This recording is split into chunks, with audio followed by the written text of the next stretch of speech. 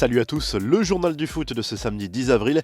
Le titre se joue peut-être ce samedi en Liga. Le Real Madrid défie le FC Barcelone à 21h. Un classico clairement décisif dans le sprint final pour le titre. Les deux équipes, respectivement 2e et 3e du championnat espagnol, juste derrière l'Atlético Madrid, vont tenter de poursuivre leur bonne dynamique en 2021.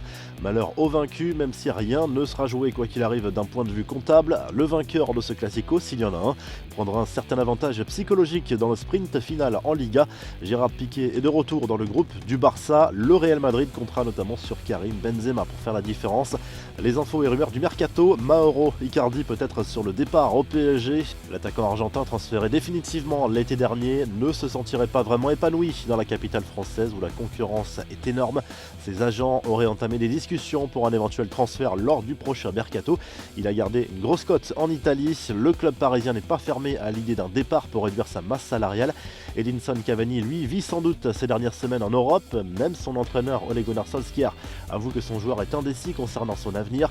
L'ancien attaquant du PSG devrait bien quitter Manchester United à l'issue de la saison pour rejoindre peut-être Boca Juniors qui tient la corde pour accueillir le joueur la saison prochaine. Enfin, la presse espagnole dément une rumeur lancée par Bild à propos d'un éventuel intérêt du Barça pour Jérôme Boateng. Le Mundo Deportivo affirme que le club blaugrana a d'autres plans en tête sur le plan défensif. Tottenham serait en revanche bien intéressé par le profil du joueur du Bayern en fin de contrat. Les infos en bref, la réponse ironique de Mukhtar Diakabi à Javier Tebas. Le joueur de Valence a réagi à la déclaration du patron de la Liga à propos de l'affaire des propos racistes supposément tenus par Juan Cala. La Liga n'a pas trouvé de preuves formelles des insultes racistes. Javier Tebas a alors parlé d'un malentendu, ce qui a fait réagir le joueur sur son compte Instagram. Le tirage au sort de la Coupe de France, on connaît désormais les affiches des quarts de finale qui se joueront les 20 et 21 avril prochains. Lyon recevra Monaco, le PSG affrontera Angers, les amateurs de Canet-en-Roussillon tenteront de réaliser un nouvel exploit contre Montpellier. Rumilly sera opposé à Toulouse. Encore un record pour Kylian Mbappé, désigné meilleur joueur du mois en Ligue 1. C'est la 5e fois que l'attaquant du PSG se voit décerner cette récompense. Il égale un certain Zlatan Ibrahimovic, détenteur du record en la matière.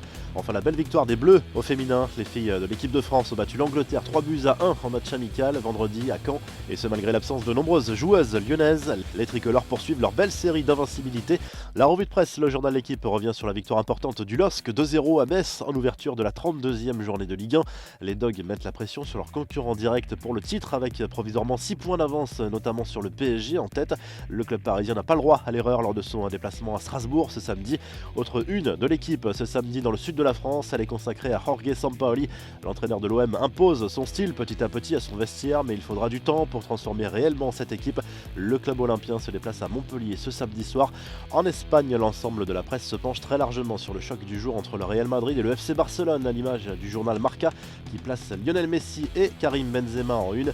Les deux stars auront forcément un rôle important à jouer dans ce duel décisif pour le titre. Le Mundo Deportivo n'y va pas par 4 chemins avec ce titre, Força Barça.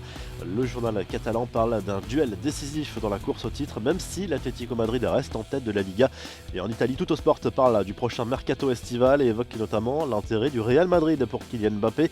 Le PSG pourrait alors se tourner vers Cristiano Ronaldo, selon le quotidien italien, pour le remplacer.